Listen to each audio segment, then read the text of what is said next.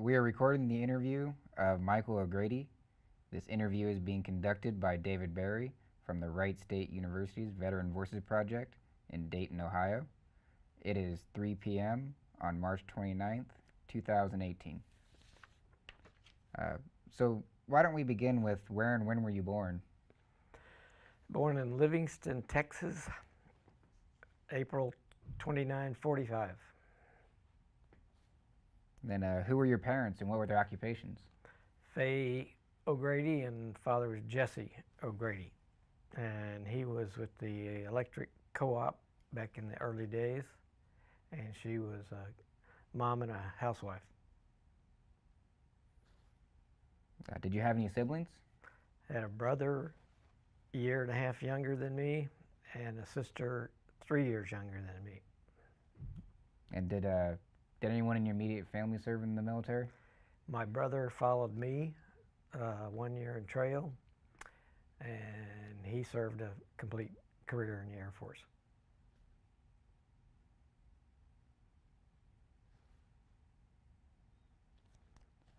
So what were you doing before you enlisted and before you went into the military?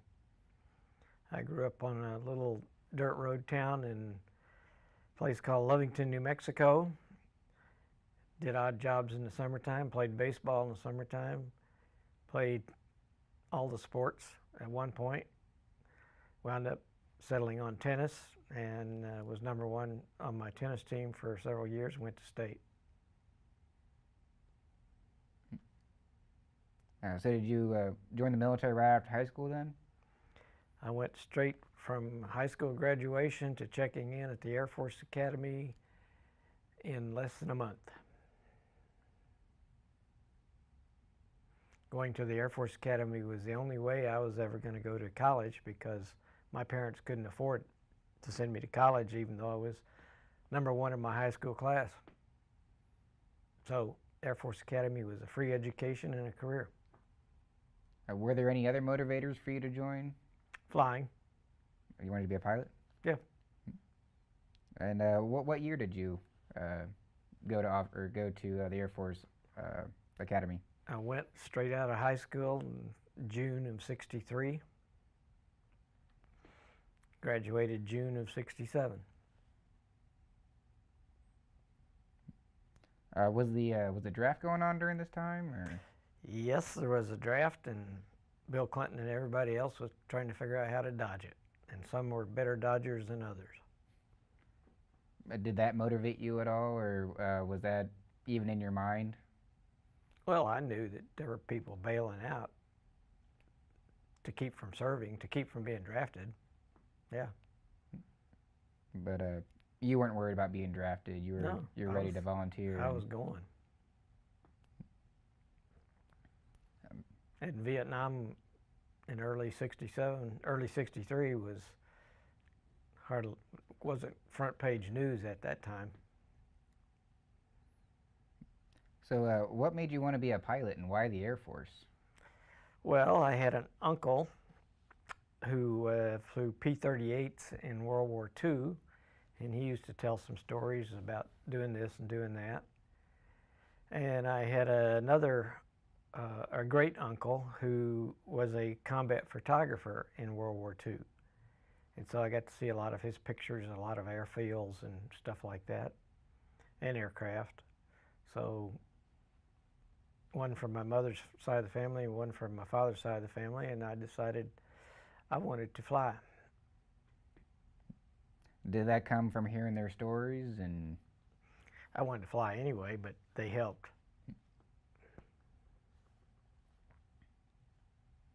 So why the academy? Why did you choose to go the officer route instead of enlisted route? Well, because one, free education. Two, if you're flight qualified going in, you're a good chance of going to pilot training when you graduate. Keep your eyes and your health up. What did being flight qualified pertain? Mostly 20/20 vision and healthy. Stay healthy, and those were the two main things: vision and good health. So, when you're getting ready to leave to go to the Air Force Academy, does anything like, did you have a last hurrah, or does anything stick out? Nope. Went up to Colorado Springs and stayed with the uncle that had told me about flying P-38s and everything else, and he drove me out and dropped me off at the entrance to the academy where it says, "Bring me men." It doesn't say that today. It said, "Bring me men," and checked in, and that was it, the beginning of a very tough summer. So, tell me how that went. How did the training for that go? It was brutal back in those days. It was physically demanding, mentally demanding. Learned how to make the most of whatever time you could. Physically, you got in shape very fast. My class started with 800 and something people, and we graduated 520. Was there anything that helped get you through it, or? Well, just knowing that I couldn't fail, better not fail. Driven.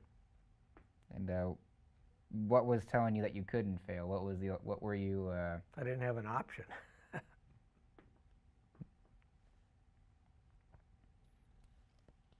Do you recall any of your instructors during this time? Yeah, sure. Several of them. Mathematics mainly. Remember some of the officers that impressed me a lot, and some of them that didn't impress me at all. And I picked the ones that impressed me a lot.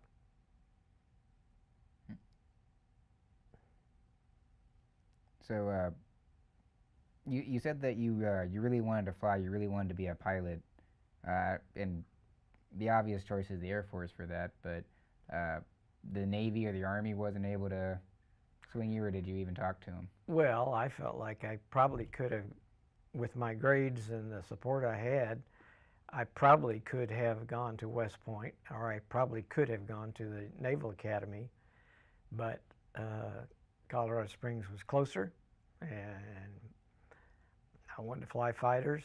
I didn't want to take a chance on flying bombers or trash haulers or anything like that. I wanted to fly fighters.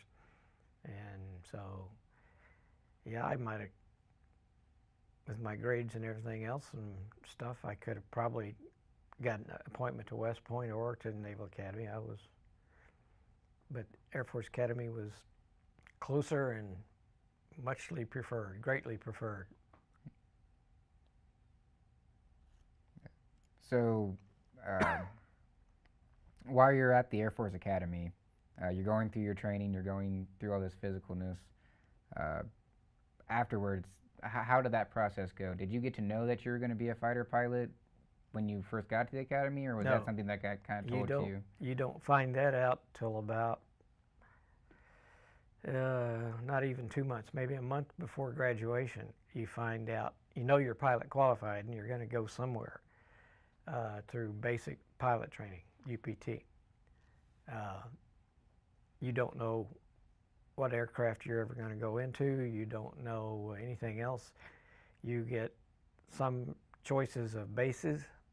You can put in your first choice of training bases. I put in Reese Air Force Base, which is in Lubbock, Texas, which was 100 miles from my hometown. And is that where you got to go, or? Yeah, I got it. And so during pilot training, I wound up flying a lot of training sorties over my hometown.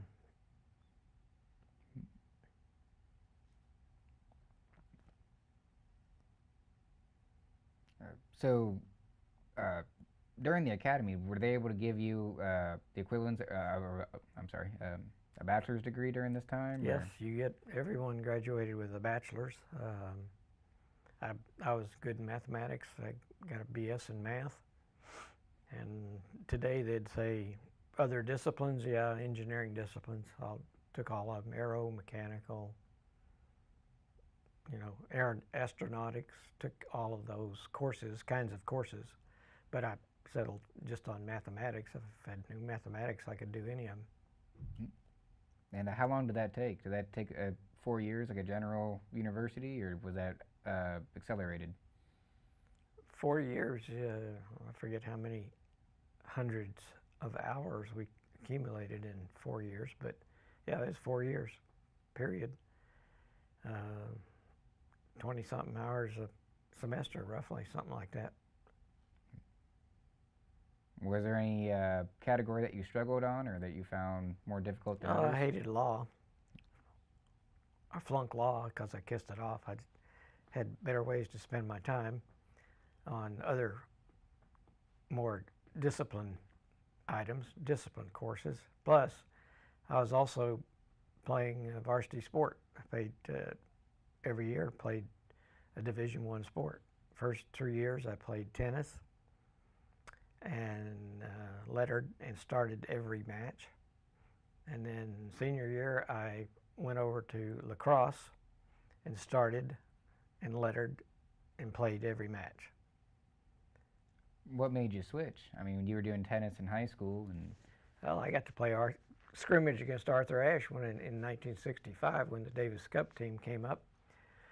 But then I liked the coach that was going to take over the lacrosse program, and in '67 it was the first year the Air Force Academy went varsity in Division I college lacrosse, and he basically triple dog dared me to come out for lacrosse, and I did, and I broke my ankle in the fall.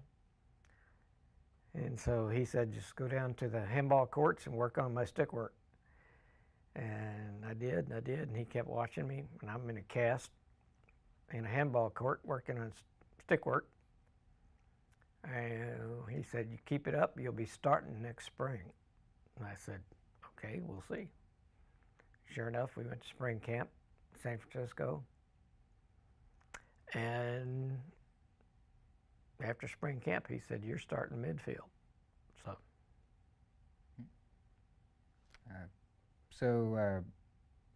Just to kind of recap what we've talked about so far, you joined the Air Force Academy. You wanted to be a pilot. You're doing all these sports while you're getting your education. Well, another reason for doing the sports is because you got to sit at training tables. So you got to eat real food and more food in a more relaxed atmosphere by sitting on one of the varsity training tables. Better than sitting at one of the squadron tables. Now, with doing the sport, would you have to do PT as well on top of the sport, or would doing the sport count as your PT? Oh, you sure had. No, you had to do PE and everything. So, during this time, you've gone through the Air Force Academy. You get stationed in it was Texas, right? Flying planes over your hometown. How was it adjusting to this military atmosphere at this point? It was like being on top of a mountain, breathing fresh air, living the dream, doing what you wanted to do.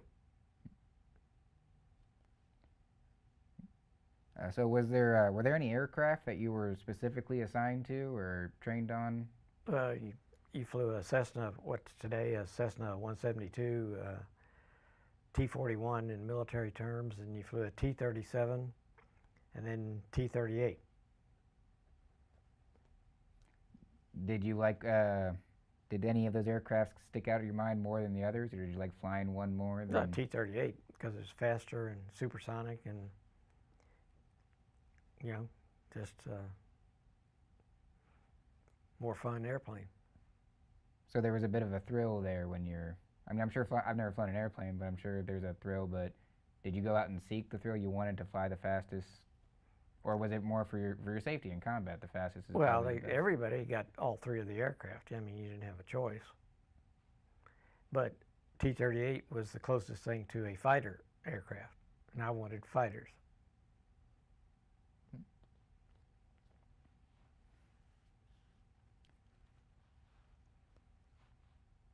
So how long did you stay at Texas? I was there for, I broke a wrist playing non-contact flag football, so I did wash back a couple of classes. Couldn't fly with a cast on your wrist. So I was there for almost a year and a half. Left in March of '69.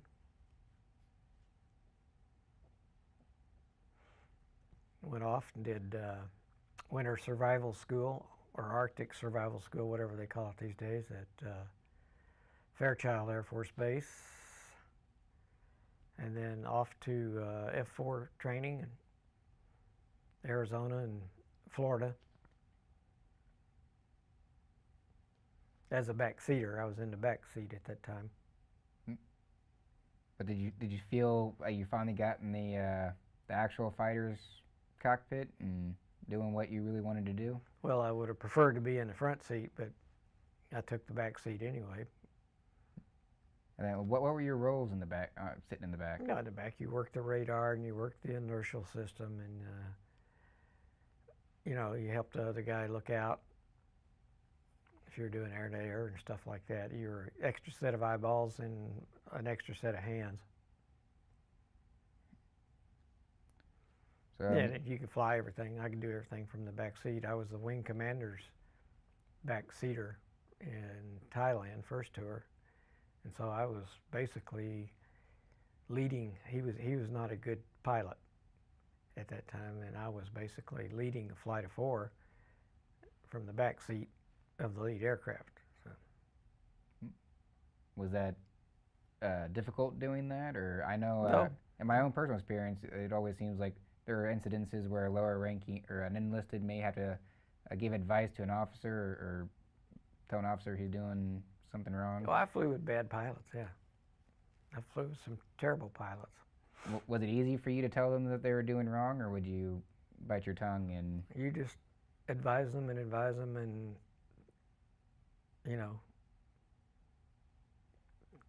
you have to call out things for them when they're bombing or doing anything going toward the ground. You call out altitudes and when to release the bombs, that sort of stuff, and standard job. But some guys were a lot better at it than other guys, and some were absolutely didn't belong in the airplane.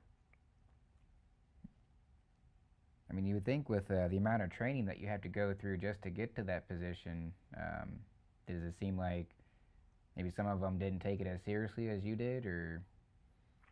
Well, I picked a tough job. Was the Wolfpack is who I flew with at the 8th Wing, and that was you had to be picked by them. There were 7 crews, 14 guys, 15 guys, and they had to accept you based on your credentials, on your skills, and that was the most challenging mission, and the one where a lot of guys got shot down. But I also knew that it was best. I would be flying with the best pilots in the wing, and I would learn a lot more. And I had already made up my mind that if I had to, I was going to come back for a second tour to get in the front seat. Yeah. So after your F4 training, is that when you went to Thailand, or how? Yes. Yeah. Went to Ubon, Thailand. Flew right at 200 and something missions in that tour, first tour. I mean, and through the other veterans I've talked to, it kind of seemed like a lot of the pilots no, I know you said Thailand, but what I'm thinking of is Vietnam. Said that normally their tours were only about a year and only 100 missions, and then they were done. Was that something that you were? That was early on in the 65, 6, 7, 8 time frame. The Thuds, 105s, and some of the F4 guys, with the 105 guys, they took heavy losses, and 100 missions, they were happy to go home if they lived that long. But on the F4, you signed up for a year, many as you get, and a lot of guys got 180, 200 missions in a year. And then what year were you? What time frame were you in Thailand? Thailand from 69, December of 69 to December of 70. And then, yeah, you were saying that you flew with the Wolf Fox? Wolf Fax, Fax. forward air controllers, high-speed forward air controllers. Uh, so what were your roles then with them? You was in the back seat, and you would go out and do reconnaissance, armed reconnaissance, low and fast over the Ho Chi Minh Trail in Laos, and get shot at a lot. Not unusual to see tracers in the daytime. What were normally firing at you? Were they small arms or indirect? Or? Everything from ZPU to 23 millimeter to 37 millimeter to 57. Yeah, 57 is the biggest they ever shot at me. But I mean, you knew where they lived. You knew where they were. Sometimes you just go through there, dare them to shoot at you. So a lot of presence patrols and show of forces. Well, that, and once you find them, as a forward air controller, you call up to the control center and say, I need some laser guided bombs. We need some fighters out of Ubon with laser guided bombs and a laser designator, and you then would put them on the guns or trucks or whatever it was you found, and that's what your job was. And then you'd mark it with a white rocket, Willie Pete, and put them in. And it's nothing more rewarding than watching a gun go flying through the air. I'm sure every mission you went on was definitely a life and death possibility every time you went on. Was there anything you did to prepare for that mentally? No, you knew it.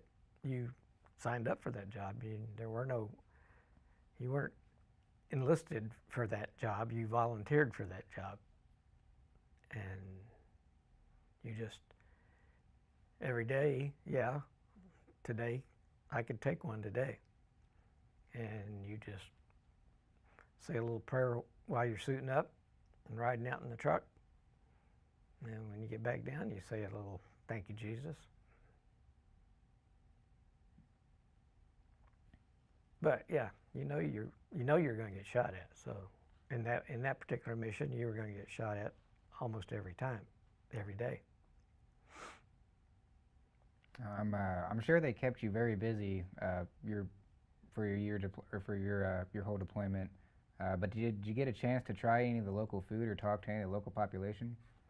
Oh, you knew several. Well, all the staff in the club, the officers' club. Then we had officers' clubs.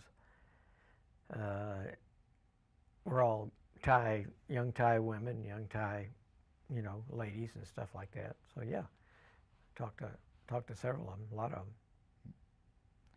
Was there anything about our culture versus their culture that kind of stuck out to you, or any memories? Just that they were always pretty much very polite, and that's about it.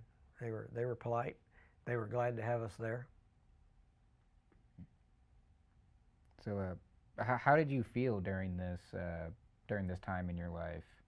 I mean, were you just focusing on the mission, or were you have were you worried about your loved ones back home? You're riding on the top of the world. You're riding on a cloud. You're burning the candle at both ends, and you're just loving every minute of it.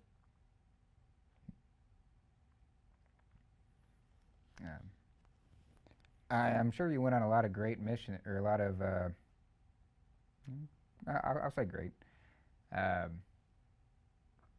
Is there any of them that stand out in your mind, or any story that stands out in your mind about one of your missions? During the first tour, in the back seat, probably none of them singly stand out in my mind, but cumulatively, the Wolfpack mission that we flew was the most rewarding, because you were finding stuff with your own eyeballs, and then you were calling in guys with ordnance and putting them on that target, and to see it go away just kind of made you feel good. I know for me personally, when I was in Afghanistan, and every time we would get into a conflict, once we get air support, that was for us on the ground. We were just as happy. We couldn't be more excited than to hear a plane coming in. To hear. Yeah, yeah. Well, where we were, there were not any troops on the ground to speak of. In fact, none. But the North Vietnamese trucks coming down on the Ho Chi Minh Trail, and gun pits, and occasional SAM call and stuff like that, and lots of air refuelings. Every mission was 2 air refuelings, at least. But it was extremely rewarding flying that mission. You knew that personally you knew, maybe I hurt Uncle Ho today. Uncle Ho, is that a? That's a Uncle Ho Chi Minh. So just a slang term for? No, he was the leader of the North Vietnamese military forces. I guess he was the president of the country at that time, or whatever, premier. So this is your first overseas deployment. You did a year, and then how was it coming back from that? Well, I knew exactly what I was going to do because I'd volunteered for a second tour so that I could get into the front seat. And so I came back to George Air Force Base in California for about a 6-month training program in the front seat. Did well, as expected. And then I got to go to the laser guided bomb course at Nellis Air Force Base for about 2 or 3 weeks. So I knew then exactly where I was going to go back to. I was going to go back to UBAN because that's where all the special weapons were. And so I got back there, and it was just like slipping back into a well-fitting glove. So how long of a gap was it before your first duty station to your second duty station? Or your first deployment to your second deployment? Well, my first deployment was December of '69, and then I got back to start my second tour in August of '71.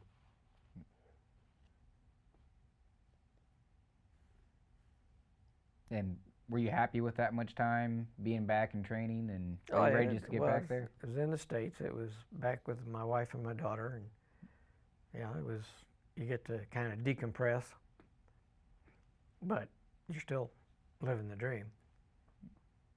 Were you married during your first deployment? How was dealing with that? You write letters back and forth. Kids today wouldn't understand what that is.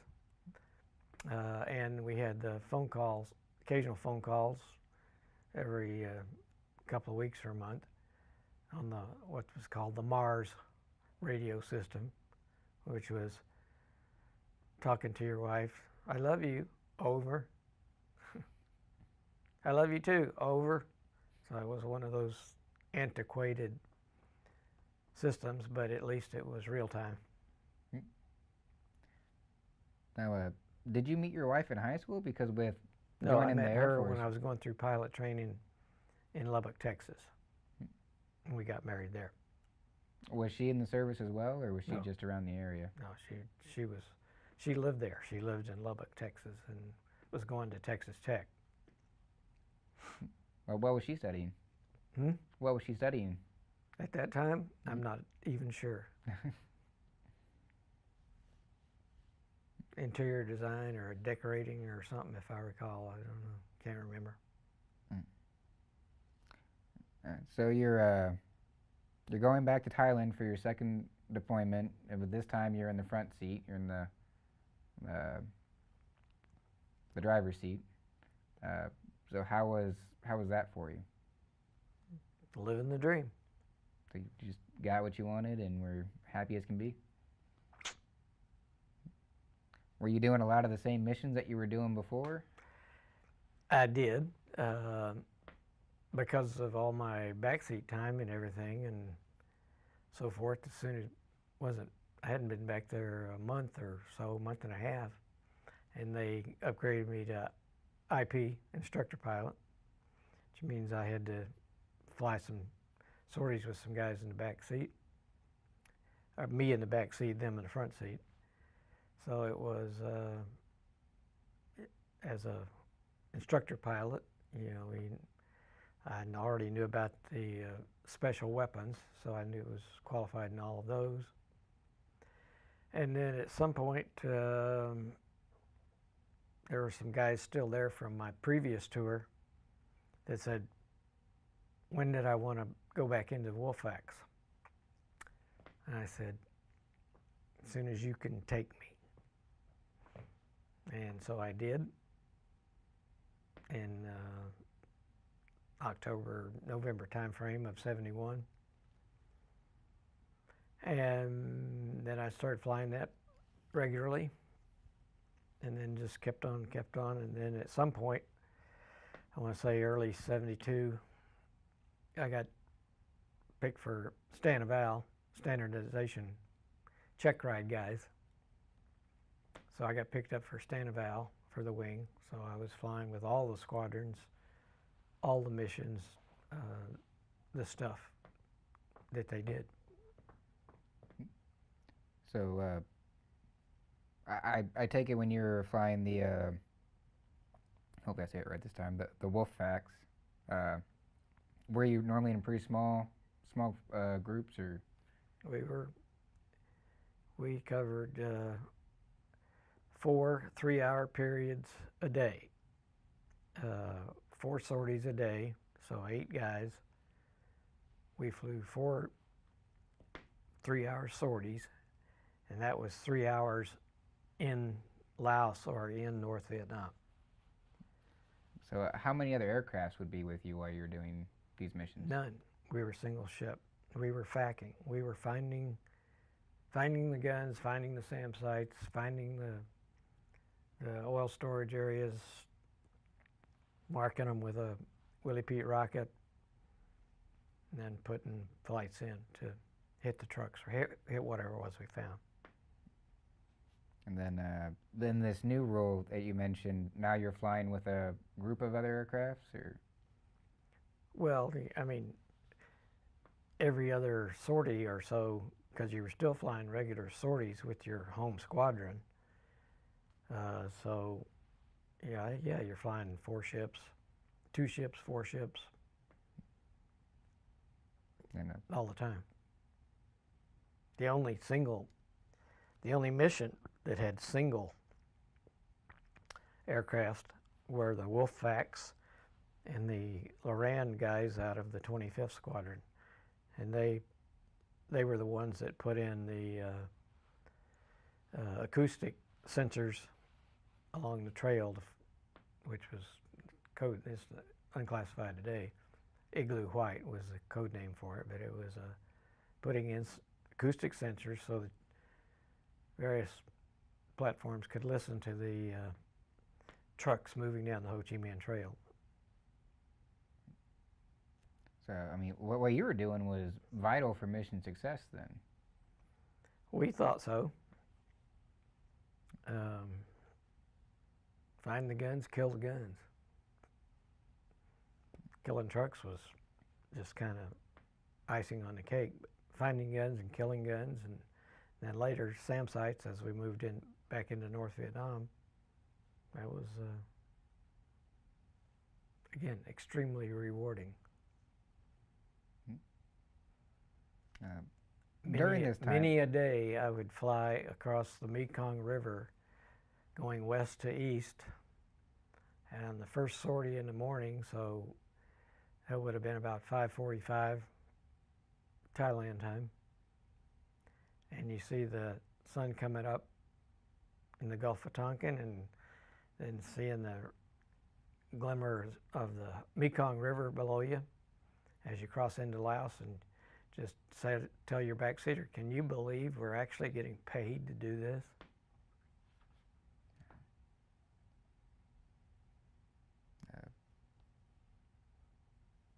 Yeah, that just sounds breathtaking or just awe-inspiring. Yeah. Well, it I was. bet Same thing.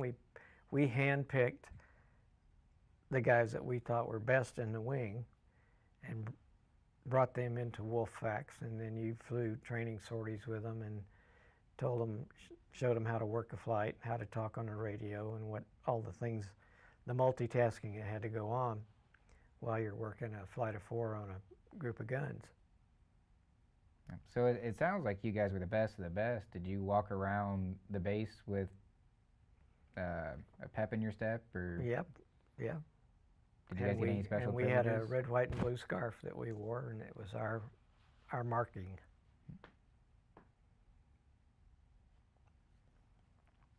What kind of friendships or camaraderie did you have during this time? Oh, extremely tight.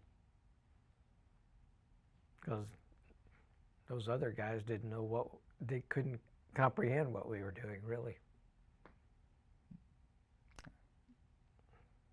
Are you still in touch with any of them today? Oh, yeah. Yeah. I keep the roster for them.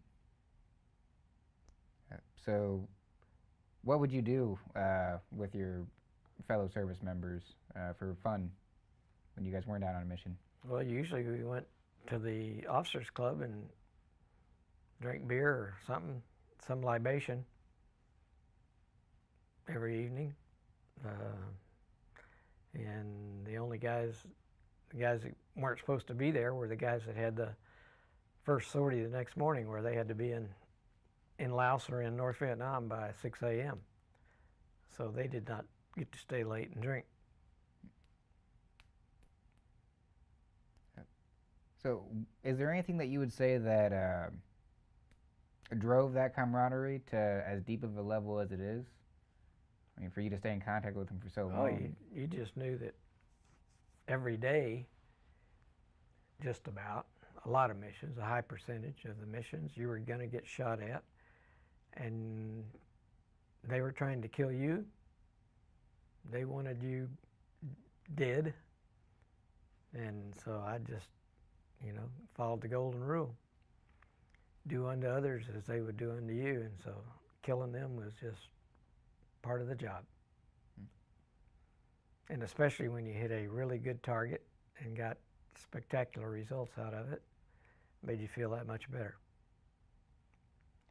Would you guys have to circle around to get a casualty report or a battle assessment damage? You do a BDA assessment, and you read it back to the flight that you just put in, and you'd say, here's, you destroyed 5 trucks, you probably killed 10 or 15 guys,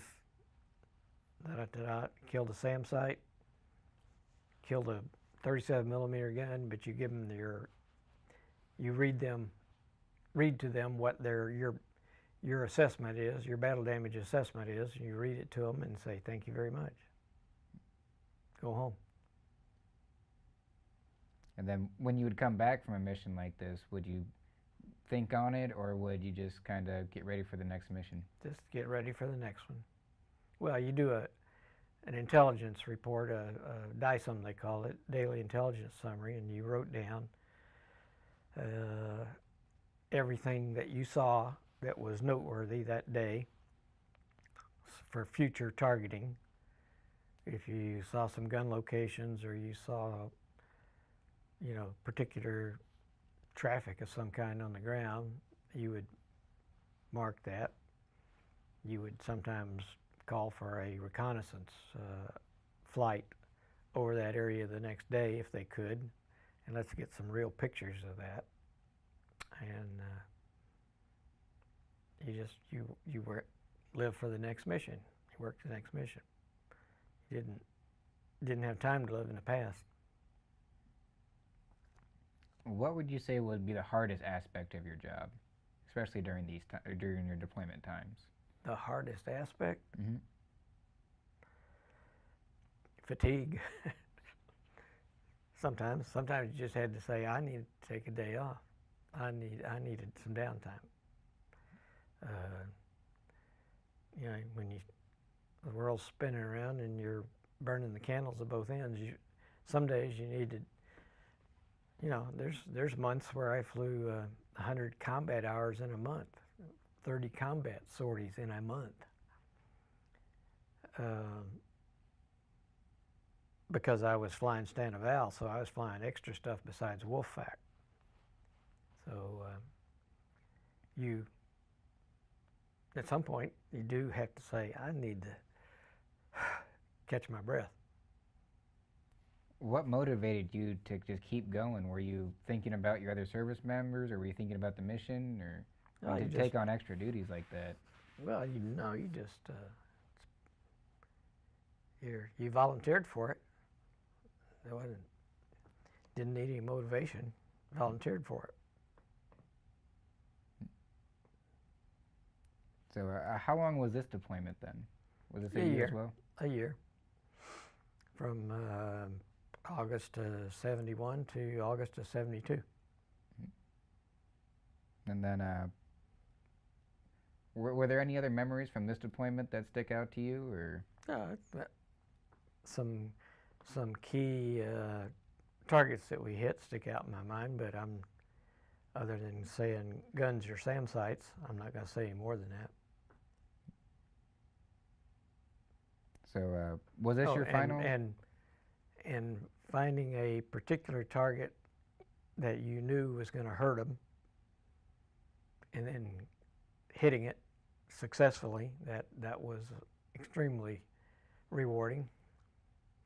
We lost a couple of guys. We lost 2 crews got shot down, POWs, and then we lost, before I left, we lost 2 guys that just went out and never came back because they were single ship. So, and one of them was a backseater that I knew well, that I'd gone trained with. So, lost 2 guys and 4 guys POW. How did you and your crew get through that when that would happen? You just say, well, for the grace of God, that's not me.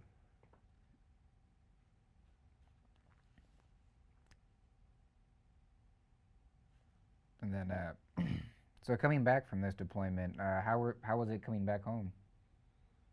Coming home was, again, you just feel like you had just lived through something that nobody else will ever live through. And you just say, it's over, it's behind me. I have a ton of experience. And you try to check back into the U.S. This time I went back as an instructor pilot at Luke Air Force Base in Phoenix. And you just say, you still mentally, you still feel like you're burning the candle at both ends, that you're invisible, invincible, and can't be killed and everything else. And you just feel like it takes a while to come down off of that emotional high of living through 2 tours. Now, would you say that time is the only way to come down from that, or was there anything else that helped you? Well, back just flying over the desert in Arizona,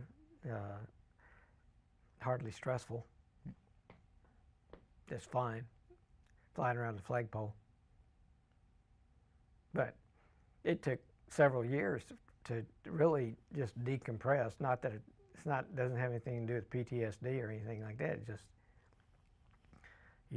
you were on a fast treadmill, and it takes a while for that treadmill to kind of slow down to where you're, breathing at normal speed. And how long would you say that took from when you got back from your second deployment till when you said that you were back to normal speed? It takes several years to fully get back, but I mean, it didn't take long to get back and get into the peacetime flying, although I was an instructor at that time. I walked in as a junior captain with 1,100 combat hours, and they looked at me like, we don't know what to do with you. So, what were you doing? What happened next? 4 years there as an instructor.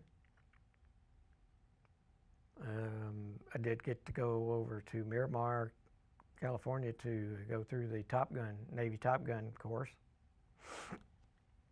And so got to see some of those people. Similar stories to tell, except theirs were off aircraft carriers and mine was off a concrete runway. But that was fun.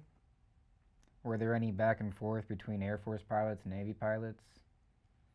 Forever, since Christ was a corporal, and always will be. I'm interested. I know the Marine Army back and forth, but I don't really know too much of how the Navy and the Air Force can pick on each other. But there'll always be competition. You know, we had our ace and they had their ace, and it's a friendly camaraderie, but it's a jabbing each other in the chest all the time, kind of a camaraderie. So, what'd you do after the Top Gun course? Came back to Luke Air Force Base, and then in '75, a guy that I had flown with as a backseat Wolfpack, and then he gave me my IP check, or my Wolfpack check, when I came back my second tour.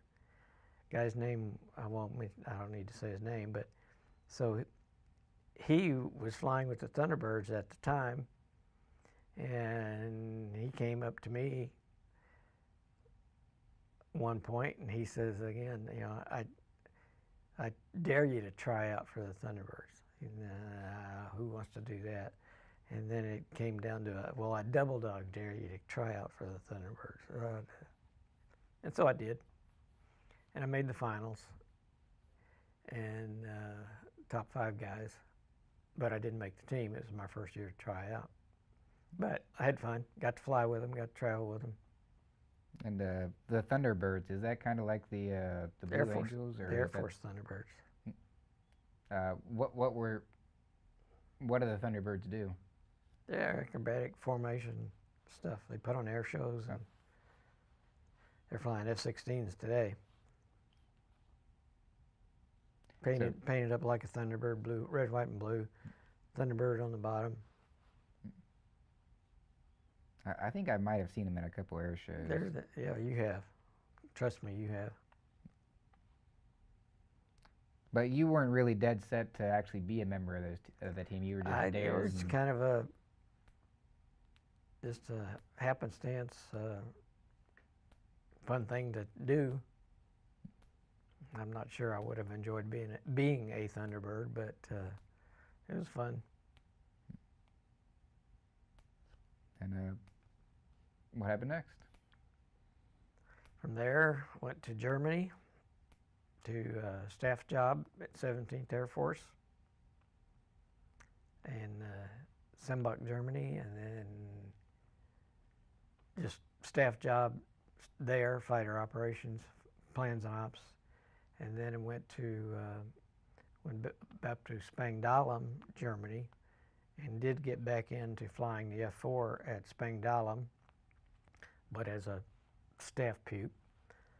And then that 3 years was up, and back to, thought I was going back to Nellis to be an aggressor pilot.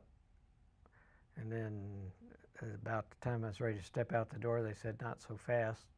I was going to the Pentagon. So I went to the Pentagon, and worked R&D requirements for air-to-air missiles and guns and ammunition and aerial targets and several things there. And then got the opportunity to go do some congressional, they would call it liaison or legislative liaison, but it was with the appropriations committees. Did that for 2 years. And then the strategic arms reduction talks were starting up again in Geneva with the Soviets. And someone asked me if would I be interested in applying for a job there, and it was with a gentleman, John Tower, former Senator Tower was going to be the ambassador on the START talks in Geneva. And so I went over and interviewed with him, and he said, "Yeah, I like you, let's go." So I worked 2 years back and forth between D.C., I was detailed to the State Department, worked back and forth between D.C. and Geneva, Switzerland on the arms talks for 2 years. And then by that time it was coming up on 19, I had 19 years under my belt at that point. But I'd already decided I was going to get out at 20.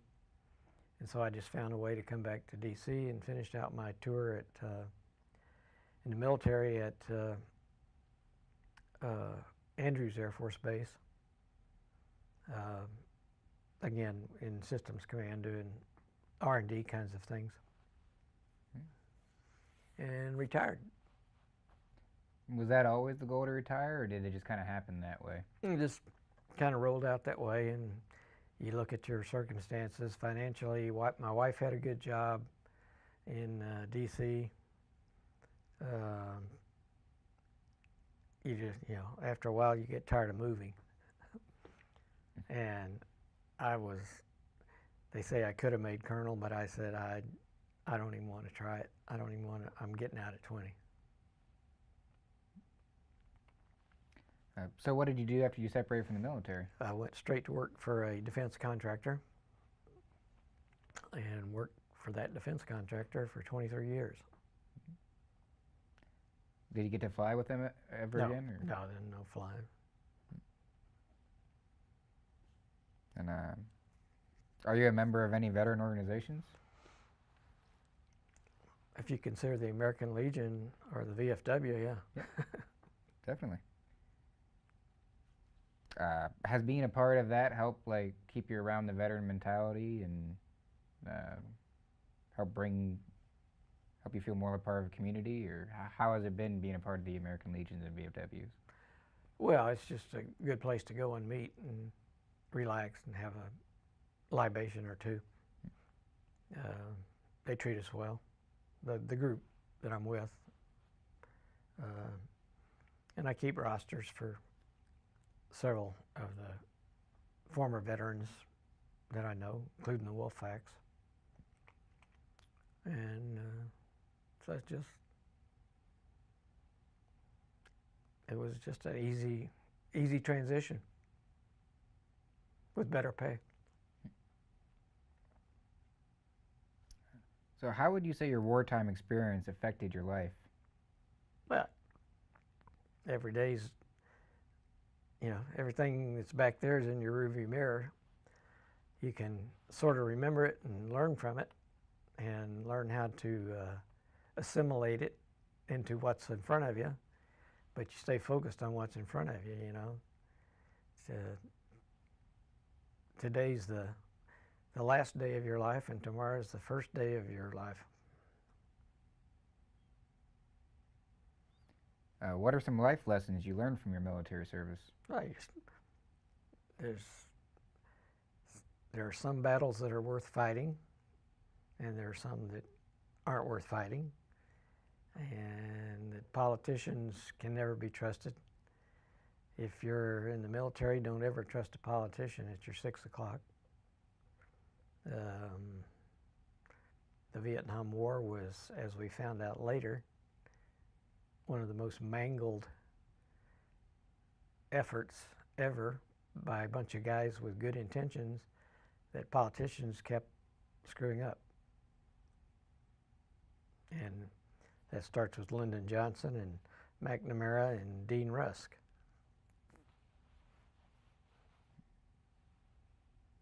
I mean, how did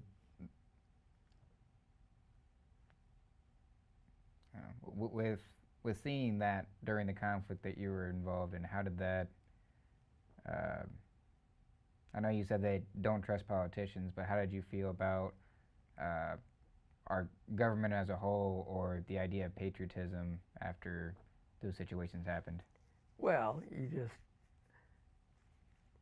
the Department of Defense under McNamara and the State Department under Rusk, both of them under Lyndon Johnson, there were things going on that we know about today that just basically cut us off at the knees as far as getting the job done and finishing that war off a lot sooner than it did.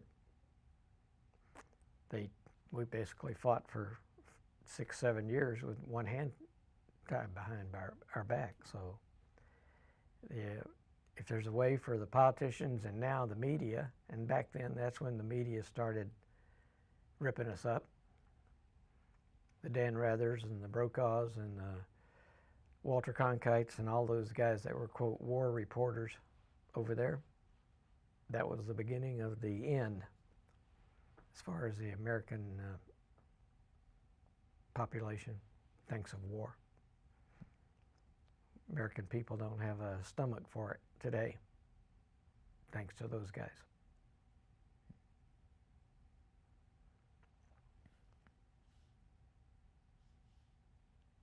I only have a couple of questions left. Sure. Is there anything you feel like we haven't discussed or should be added to this interview? No, just don't trust politicians. The military is there as a tool. It's when diplomacy doesn't work, you turn the military guys loose. Yeah, there's rules of engagement, and there's treaties, and there's protocols, and there's Geneva treaties, all kinds of protocols. But let the military do their job, keep the politicians out of it, and today, keep the media away from it, because the media has an agenda to misreport, misrepresent what's going on. It's in their DNA. That's the reason they have schools of journalism, is to teach them how to misrepresent. And then, is there any message you'd like to leave behind for future generations who review this interview? Sure. Don't trust politicians, especially the ones that you can't see. And stand up for our country. Our country is not a democracy. It is a republic. In a democracy, if the majority by one, if the majority wants to take it from you in a democracy, they can take it. But in a republic, it's a republic under law and laws. And we pledge allegiance to a republic for which it stands, not to a democracy for which it stands.